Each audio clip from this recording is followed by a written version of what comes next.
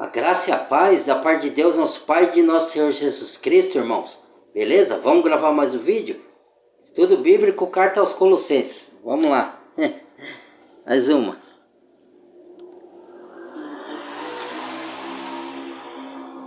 Deixa eu arrumar aqui direitinho.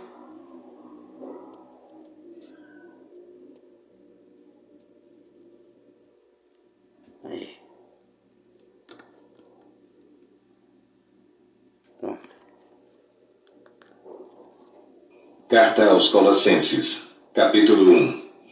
Paulo, apóstolo de Cristo Jesus pela vontade de Deus, e o irmão Timóteo, aos santos e fiéis irmãos em Cristo que estão em Colossos. A vocês, graça e paz da parte de Deus nosso Pai e do Senhor Jesus Cristo. Sempre agradecemos a Deus, o Pai de nosso Senhor Jesus Cristo, quando oramos por vocês, pois temos ouvido falar da fé que vocês têm em Cristo Jesus e do amor que têm por todos os santos, por causa da esperança que lhes está reservada nos céus, a respeito da qual vocês ouviram por meio da palavra da verdade, o Evangelho que chegou até vocês.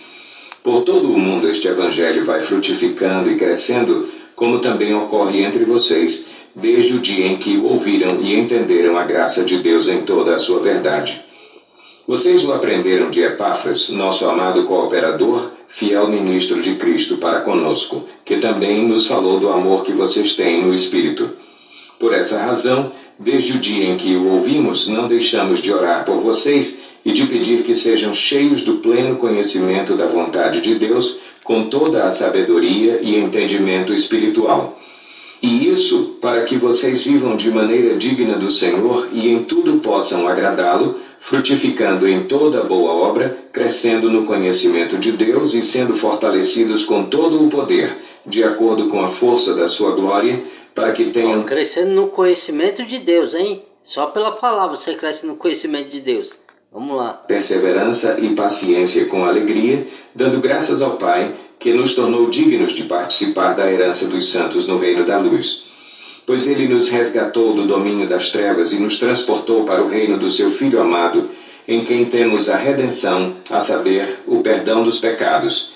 Ele é a imagem do Deus invisível, o primogênito de toda a criação, pois nele foram criadas todas as coisas, nos céus e na terra, as visíveis e as invisíveis, sejam tronos ou soberanias. O primogênito de toda a criação não é que Cristo foi criado, não. Cristo sempre existiu, tá, irmão?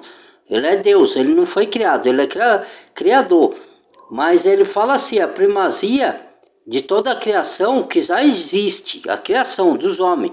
Ele é o primeiro de todas as coisas. Tudo existe por causa de Cristo. Sem Cristo nada se fez nesse mundo. Então nós não somos nada sem Cristo. Então tudo dá graça, porque tudo vem dele e volta para ele. Nada do que se foi feito se fez sem ele. Entendeu? Autoridades, todas as coisas foram criadas por ele e para ele. Ele é antes de todas as coisas e nele tudo subsiste. Ele é a cabeça do corpo, que é a igreja. Ele é a cabeça do corpo, que é a igreja. Tá vendo? Porque muitos não entendem isso daí, principalmente os religiosos. Não entra na mente dele. Ou se ele sabe, finge para poder ganhar dinheiro e lubrificar as pessoas.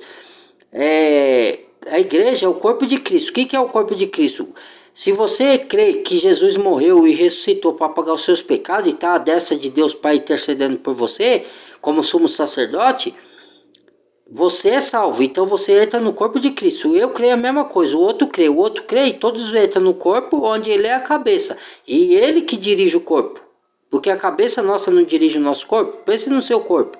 É a sua cabeça que pensa e manda o seu corpo para qualquer lugar. Vai para lá, vai para cá, pega com a mão, chuta lá, entendeu? É o cérebro que manda.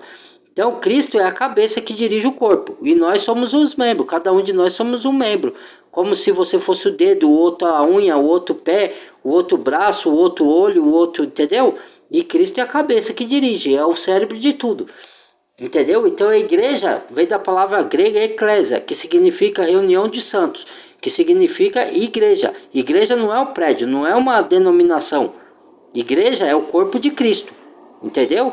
Quem inventou, colocou o nome foram os religiosos de igreja. É igual a denominação. Denominação é o quê? Por exemplo, aquilo lá não é igreja, aquilo lá é um templo religioso, certo? É um templo. que Deus não autorizou construir depois da ascensão de Cristo, da morte e ressurreição, que o templo foi autorizado Davi ou Salomão construir na época do Antigo Testamento. Quando Jesus veio, falou que não ia sobrar pedra sobre pedra, e o templo foi destruído no ano 70. De lá para cá nós adoramos ao Pai em espírito e verdade, disse Jesus. Não é mais num lugar físico, e é espírito de verdade, em sinceridade de coração. Entendeu? É onde está 2 ou 3 lá, Cristo está reunido, tá lá, reunido em nome de Cristo, Cristo está lá. Se onde tiver 2 ou 3 ou mais, né? Não é a quantidade mais. Então, denominação é o quê? Por exemplo, é um templo que coloca um nome lá. A igreja, Deus é amor. Igreja da Graça. Então isso é um nome. Então é uma pessoa que coloca o nome no templo. Então chama denominação. Isso é denominação. Mas não é igreja. Entendeu? Igreja é uma só que existe, que é o corpo de Cristo. Não existe outra igreja. Por isso que em Apocalipse fala falsa noiva, falsa igreja. Por quê? É uma falsa. Não é a verdadeira. A verdadeira só tem uma, que é o corpo de Cristo. Entendeu? E o primogênito dentre os mortos, para que em tudo tenha a supremacia. Pois foi do agrado de Deus que nele habitasse toda a plenitude. Primogênito dentre os mortos, porque foi o primeiro a ressuscitar. Morreu e ressuscitou. Por meio dele E nós vamos ressuscitar também quando Jesus voltar para nos levar desse mundo aqui. Ou seja, pelo meio da nossa morte, que ele vai nos ressuscitar. Ou se a gente não morrer quando ele voltar e a gente estiver aqui, ele vai nos dar um corpo glorificado, igual ao dele. Consigo todas as coisas, tanto as que estão na terra quanto as que estão nos céus, estabelecendo a paz pelo seu sangue derramado na cruz. Antes vocês estavam separados de Deus e na mente de vocês eram inimigos por causa do mau procedimento de vocês. Mas agora ele os reconciliou pelo corpo físico de Cristo, mediante a morte, para apresentá-los diante dele santos, inculpáveis. Por que eram inimigos? Porque a gente, os judeus tinham a gente como cães, os gentios. Gentios veio do grego, né? E aí das outras nações são todos gentios. Porque o povo judeu era o povo terreno de Deus, o povo escolhido. Só que ele rejeitou Jesus, entendeu? Quando Jesus veio como filho de Deus e morreu na cruz, ele esperava o Jesus que vinha para guerrear contra os romanos que oprimia eles. Ele não esperava que Jesus ia para morrer na cruz. Até hoje alguns judeus esperam o Messias dele, que o Messias já veio, que foi esse que morreu na cruz, mas para ele não veio, entendeu? Alguns judeus creem que aquele era o Messias, era Jesus, entendeu? Outros não creem. Então, Deus derrubou um muro de inimizade que tinha entre nós e os judeus e fez um corpo. Onde tem judeus, não tem judeu, não tem grego, não tem cítara, não tem bárbaro, não tem escravo, não tem livre, não tem homem nem mulher, tudo sois um em Cristo, entendeu? Então, tá tudo unido, aí acabou a inimizade. Cristo derrubou o muro de inimizade, entendeu? Qualquer acusação, desde que continuem alicerçados e firmes na fé, sem se afastarem da esperança do Evangelho que vocês ouviram e que tem sido proclamado a todos os que estão debaixo do céu. Esse é o Evangelho do qual eu, Paulo, me tornei ministro. Agora me alegro em meus sofrimentos por vocês e completo no meu corpo o que resta das aflições de Cristo em favor do seu corpo, que é a igreja. Olha lá, em favor do seu corpo, que é a igreja. Entendeu? De novo, dá a prova que o corpo de Cristo que é a igreja. Não tem outra igreja. Entendeu? E outra, a aflição de Cristo que ele leva, que ele foi preso por pregar o evangelho. Então, quer dizer que nós que seguimos a Cristo vamos padecer sofrimento um pouco, mas vamos para a glória. Entendeu? Vamos ser perseguidos, juriados, caluniados. Isso daí é normal. Jesus não foi? Cuspido, zombado, escarnecido. Então, vai acontecer o mesmo com a gente, né? Não do mesmo jeito que aconteceu com Cristo, nem com os apóstolos, mas vão acontecer. E a igreja verdadeira é um templo espiritual, porque Deus fala, lá em Apocalipse, Jesus fala que a nova Jerusalém que desce ataviada do céu, porque também fala assim, ó, a glória da segunda casa será maior do que a da primeira. Porque a primeira era o povo terreno de Deus, povo escolhido sobre a terra. E eles seriam abençoados com terra que emana leite, mel e prosperidade financeira. As promessas para a igreja, que é o povo espiritual de Deus, que contém todos os povos, não só os judeus, ela já as promessas são celestes. Entendeu? Não que a gente não seja abençoado aqui com promessa física aqui na terra, vai ser. Mas a promessa é mais celeste, de vida eterna, de galardão, quando a gente tiver um corpo glorificado e for aos céus. Porque na verdade, irmãos, a gente não vai morar no céu, tá? Muita gente não sabe disso. Você vai para o céu em espírito quando você morrer. Mas quando Deus te dá o corpo glorificado igual ao de Cristo, a gente vai para o céu e depois desce para a terra, porque o justo habitará a terra. A gente vai viver na terra, só que nessa terra, onde Cristo vai reinar por 1000 anos, né? Então vai habitar a justiça, onde não tem justiça hoje. Hoje tem justiça aqui? Não tem, impera a injustiça. Vai habitar a justiça e nós vamos herdar a terra, entendeu? Então ninguém vai viver para sempre no céu. A gente vai para o céu, mas a gente desce para a terra depois, entendeu? Tornei ministro de acordo com a responsabilidade por Deus a mim atribuída de apresentar-lhes plenamente a palavra de Deus, o mistério que esteve oculto durante épocas e gerações, mas que agora foi manifestado a seus santos. A ele quis Deus dar a conhecer entre os gentios a gloriosa riqueza deste mistério, que é Cristo em vocês, a esperança da glória. Cristo em nós, hein? Nós somos o templo de Deus. A cada um tem com mais toda tempo. a sabedoria, para que apresentemos todo o homem perfeito em Cristo. Para isso eu me esforço, lutando conforme a sua força, que atua poderosamente em mim. Embora os homens insistem em criar templos e falar que Deus habita lá. Deus habita dentro de nós, Deus está em todos os lugares. Ele habita, é um só Espírito, uma só fé, um só batismo. Um só Deus e Pai de todos que crê. Não tem mais isso daí, entendeu? Capítulo 2. Quero que vocês saibam quanto estou lutando por vocês, pelos que estão em Laodiceia e por todos os que ainda não me conhecem pessoalmente. Esforço-me para que eles sejam fortalecidos em seu coração, estejam unidos em amor e alcancem toda a riqueza do pleno entendimento, a fim de conhecerem plenamente o mistério de Deus, a saber, Cristo. Nele estão escondidos todos os tesouros da sabedoria e do conhecimento. Verdadeira sabedoria e conhecimento não é dado por sabedoria humana. Está em Cristo, vem de Cristo. Quando você se converte e entrega a vida para Jesus, ele te dá o dom da sabedoria de Deus.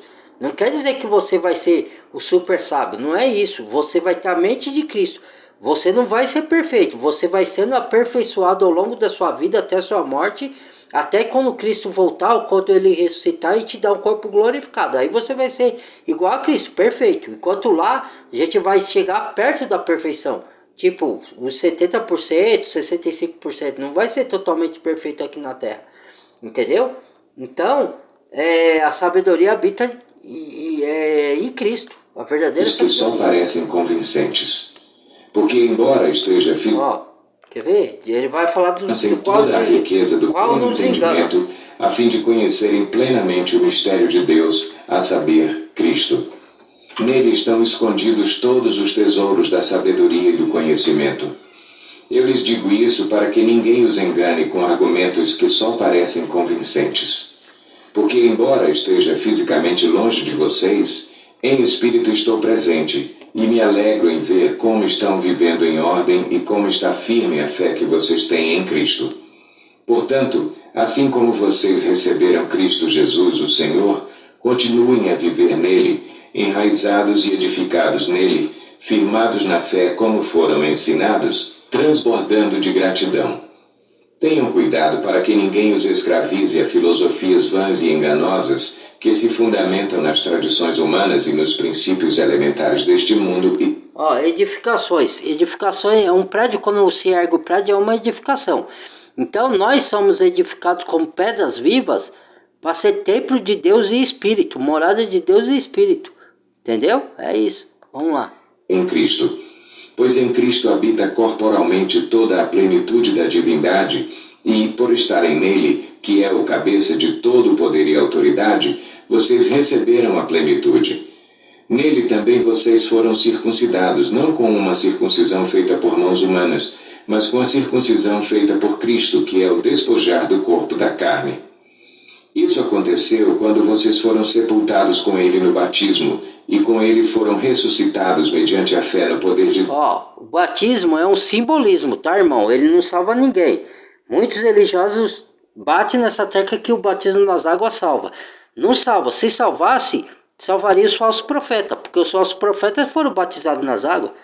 E falso não entra no céu, entendeu? Então, se revestir do novo homem, você tem que ser uma nova criatura. Então os falsos profetas, eles não são salvos, entendeu? Pois se vocês for para a carta de Judas, fala lá, falsos pastores que não têm o Espírito, entendeu? Tá lá na carta de Judas, é só ir lá. Carta de Judas é curtinha, dá para ler, 5 minutos. Então,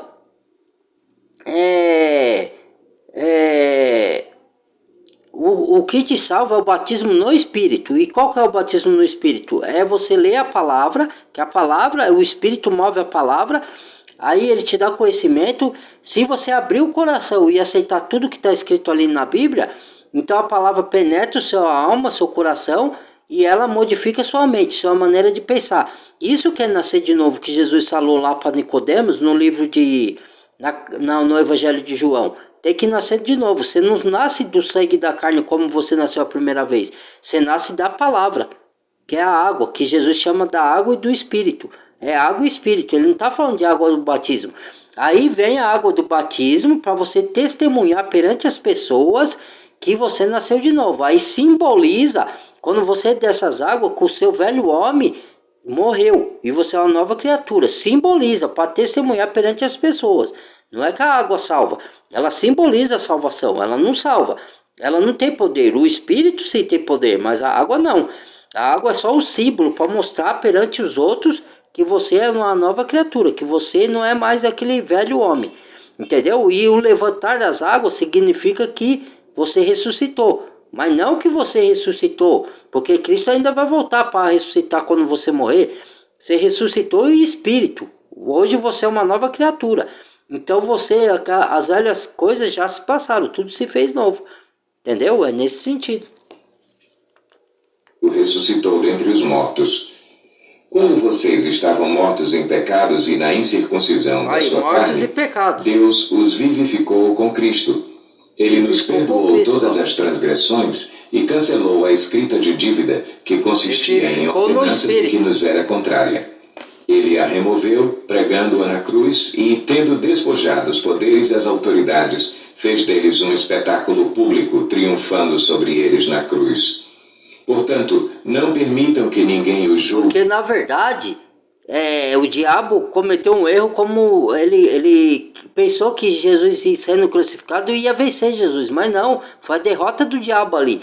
Então, Jesus tinha que morrer para pagar os pecados.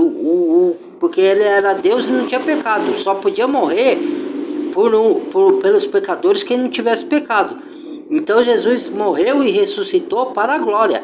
Não só para a glória de Deus e dele, para a glória nossa, para pagar o nosso pecado e nos ressuscitar no último dia, quando a gente morrer. Ou, se a gente não morrer até que ele venha, nos transformar em corpo glorificado. Entendeu? Então, por isso que fala que ele despojou dos principados e potestades e triunfou deles, dos espíritos malignos, entendeu? Inclusive do diabo. O diabo já é um derrotado. Ele atua hoje, ele tem poder, sim. Mas se você estiver em Deus, em Cristo, ele não tem poder sobre você. Ele pode te afligir, te causar um pouco de danos aqui e ali, né? Te perseguir, usar pessoas contra você, mas ele não te destrói, porque Deus te protege. Você está na mão de Deus e o diabo não tem poder nenhum sobre os filhos de Deus. O diabo só faz aquilo contra os filhos de Deus que se Deus permitir. Por isso que ele foi lá no céu pedir permissão para afligir Jó, porque se Deus não desse a permissão, ele não podia atacar Jó. E mesmo assim, Deus deu o triplo que Jó tinha perdido, deu o triplo para ele em todas as coisas. o que vocês comem ou bebem, ou com relação a alguma festividade religiosa, ou à celebração das luas novas e dos dias de sábado. Ninguém te julgue, ó. Peraí, essa aqui é importante. Pegando-a na cruz e, tendo despojado os poderes e as autoridades, fez deles um espetáculo público, triunfando sobre eles na cruz. Portanto, não permitam que ninguém os julgue pelo que vocês comem ou bebem, ou com relação a alguma festividade religiosa, ou à celebração das luas novas e dos dias de sábado. Estas coisas... Porque são sombras da que haveria de vir, ó. Ninguém pode julgar se você participa de festa religiosa ou não participa. Tanto faz. Porque tudo é figura, porque haveria de vir. O corpo é de Cristo, então Cristo já cumpriu todas essas coisas. Então, ninguém pode falar, não, você tem que participar de festa religiosa. Mentira. Entendeu? Você não é obrigado a participar de nada, só se você quiser. Você não é julgado por participar ou por não participar. Tanto faz. É a mesma coisa. Não toques nisso, não toques naquilo. Tudo se acaba pelo preceito e uso dos homens. Se morresse com Cristo, por que sujeitais a ordenança como não toque nisso, não toque naquilo, que aquilo é do diabo, que aquilo... Entendeu? Não existe isso. Isso daí são religiosos que põem na cabeça da pessoa. É para botar regras de homem. Entendeu? E eles querem controlar vocês e se sentir importante. É isso que acontece nas religiões. Vamos lá. Vocês comem ou bebem, ou com guardar sábado. Alguma festividade não precisa guardar sábado ou mais. A celebração das luas novas e dos dias de sábado. Quem guarda sábado são os judeus. Nós não somos judeus. Nós somos gentios. Os adventistas que querem obrigar a guardar sábado. Fala que se você não guardar o sábado, você não é salvo. Isso é heresia, conversa. Não tem nada a ver. Na carta aos Romanos, eu ainda vou fazer um vídeo de carta aos Romanos explicando tudo isso. De alimento, de alimento sacrificado a ídolos ou não, se tem algum poder, se não tem, na guarda de sábado ou não, para desmontar tudo isso, essas mentiras aí que as religiões plantam na mente da pessoa. Deveria de vir. A realidade, porém, encontra o público triunfando sobre eles na cruz. Portanto, não permitam que ninguém os julgue pelo que vocês comem ou bebem, ou com relação a alguma festividade religiosa, ou à celebração das luas novas e dos dias de sábado. Estas coisas são sombras do que haveria de vir. Que é Cristo, a realidade, já veio. porém, encontra-se em Cristo. Não permitam que ninguém que tenha prazer numa falsa humildade e na adoração de anjos os impeça de alcançar o prêmio. Tal pessoa conta detalhadamente suas visões e sua mente carnal a torna orgulhosa. Orgulhosa. Em outra versão está escrito isso assim, ó. Não deixe enganar por vã filosofia, como é preceito dos homens. Que está com o balde inchado com a sua mente carnal. Balde inchado é mente orgulhosa, que ele está falando aí, ó. Que é outra tradução. A Bíblia tem várias traduções, né? Essa é a versão NVI, ó. Tá aqui, ó. Não sei se dá para você ver. Vocês eles daí. NVI. Que quer dizer, ó, versão NVI. Nova versão internacional. Aí tem a versão NVT, que é a nova versão transformadora. A versão João Ferreira de Almeida. Aí a versão corrigida João Ferreira de Almeida. Então cada versão usa palavras diferentes que têm o mesmo significado. Por exemplo, ótimo e maravilhoso. É o mesmo significado, mas são palavras diferentes. Então, cada Bíblia tem uma tradução diferente nessas palavras, que tem o mesmo significado, mas são palavras diferentes. Entendeu? Então, aqui está de balde, aqui está numa mente orgulhosa. Em outra tradução, está de balde inchado, na carnal compreensão. Porque as pessoas interpretam, os religiosos principalmente, a palavra de Deus com a mente carnal e não com a mente espiritual. A palavra de Deus tem que ser interpretada pelo Espírito Santo. É o Espírito Santo que dá a interpretação, ele que dá a revelação. Não é você que interpreta do jeito que você quer. E não está unido à cabeça, a partir da qual todo o corpo, sustentado e unido por seus ligamentos e juntas, efetua o crescimento dado por Deus. Já que vocês morreram com Cristo para os princípios elementares deste mundo, porque, como se ainda pertencessem a Ele, vocês se submetem a regras. Não manuseis, não prove, não toque. Todas essas coisas estão destinadas a perecer pelo uso, pois se baseiam em mandamentos e ensinos humanos. Olha lá, Essas regras têm, de fato, aparência de sabedoria, mas com para sua Deus não pretensa significa religiosidade, nada. falsa humildade e severidade religiosidade com e falsa o corpo, mas humildade. não tem valor algum para refrear os impulsos da carne. Não tem valor nenhum. Capítulo 3. Portanto, já que vocês ressuscitaram com Cristo, procurem as coisas que são do alto, onde Cristo está assentado à direita de Deus. Mantenham o pensamento nas coisas do alto e não nas coisas terrenas. Pois vocês morreram, e agora a sua vida está escondida com Cristo em Deus. Quando Cristo, que é a sua vida, for manifestado... Isso então quer dizer assim, nós morremos, quem crê em Cristo, a gente crucificou o velho homem, a velha natureza. Então, a gente ressuscitou em espírito com Cristo. O espírito de Cristo habita em nós. A gente ainda peca porque ainda vive no corpo carnal, mas o espírito de Cristo vai aos poucos, pela palavra de Deus, mortificando a ação da nossa carne, os desejos pecaminosos. Então, se ressuscitasse com Cristo, por que serviço de ordenança como não toque no manuseio? Isso perece pelo uso, entendeu? Não tem nada a ver, é os homens que criam isso, os religiosos que inventam, não pode tocar que é do diabo, não pode, entendeu? Bem serão manifestados com ele em glória. Assim, façam morrer tudo o que pertence à natureza terrena de vocês. Imoralidade sexual. Pensai nas coisas que são lá do alto, né? Porque se ressuscitasse com Cristo, pensai nas coisas que são do céu, mas a maioria pensa nas que são nas coisas terrenas só, entendeu? Paixão, desejos maus e a ganância, que é a idolatria. É por causa dessas coisas que vem a ira de Deus sobre os que vivem na desobediência, as quais vocês praticaram no passado, quando costumavam viver nelas. Mas agora abandonem todas estas coisas: ira, indignação, maldade, maledicência e linguagem indecente no falar. Não mintam uns aos outros, visto que vocês já se despiram do velho homem com suas práticas e se revestiram do novo, o qual está sendo renovado em conhecimento à imagem do seu Criador. Nessa nova vida já não há diferença entre grego e judeu, circunciso e incircunciso, bárbaro e cita, escravo e livre, mas Cristo é tudo e está em todos. Portanto, como povo escolhido de Deus, santo e amado, revistam-se de profunda compaixão, bondade, humildade, mansidão e paciência. Suportem-se uns aos outros e perdoem as queixas que tiverem uns contra os outros. Perdoem como o Senhor lhes perdoou. Acima de tudo, porém, revistam-se do amor, que é o elo perfeito. Que a paz de Cristo seja o juiz em seu coração, visto que vocês foram chamados para viver em paz, como membros de um só corpo. E sejam agradecidos. Membros de um só corpo. Habite ricamente em vocês a palavra de Cristo. Ensinem e aconselhem-se uns aos outros com toda a sabedoria e cantem salmos, hinos e cânticos espirituais com gratidão a Deus em seu coração. Tudo o que fizerem, seja em palavra ou em ação, façam-no em nome do Senhor Jesus, dando por meio dele graças a Deus Pai.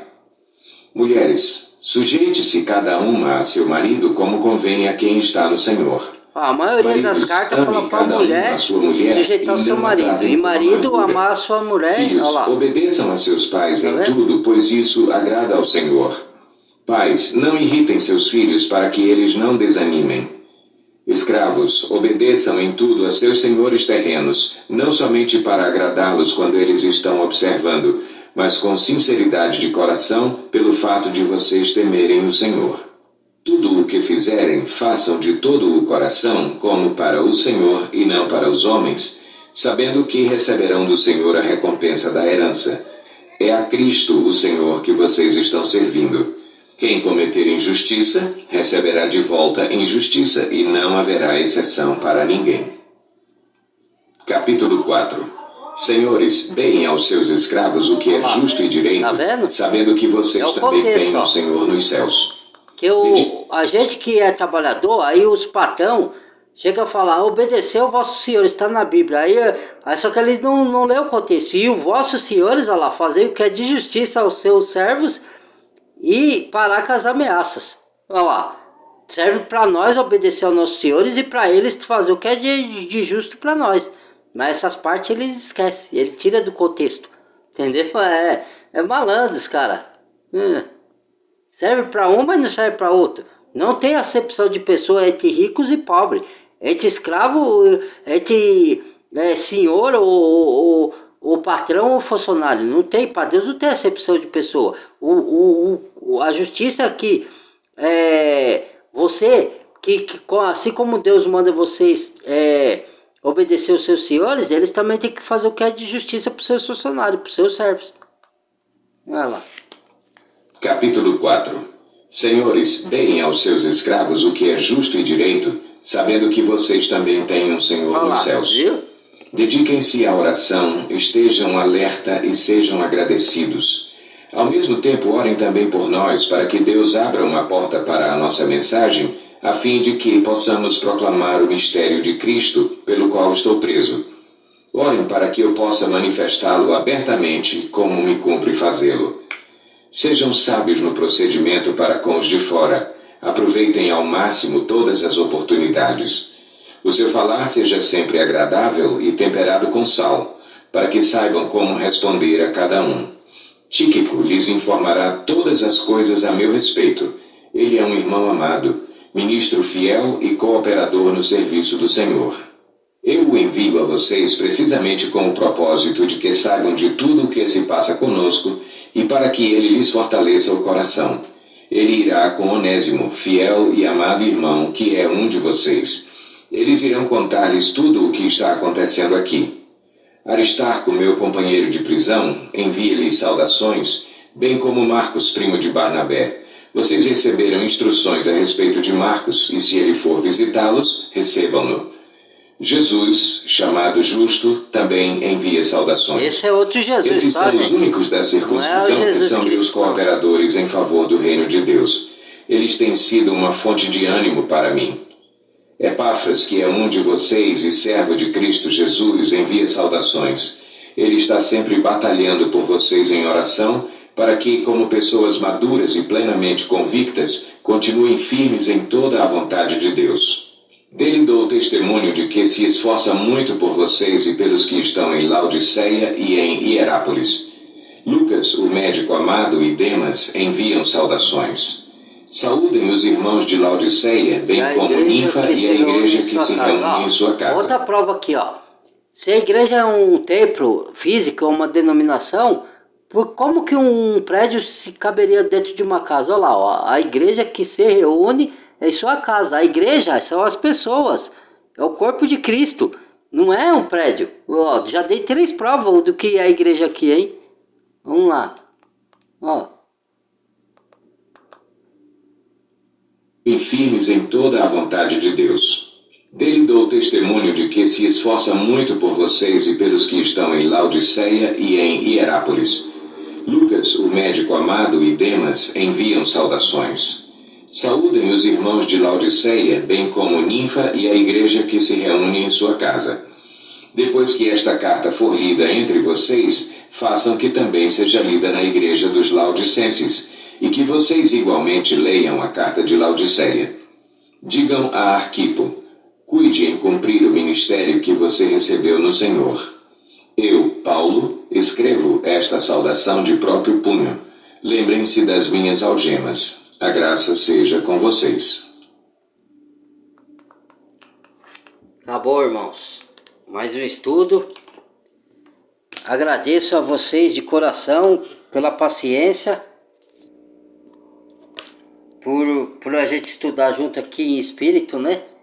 E que sirvam de utilidade para vocês, para clarear a mente de vocês, né?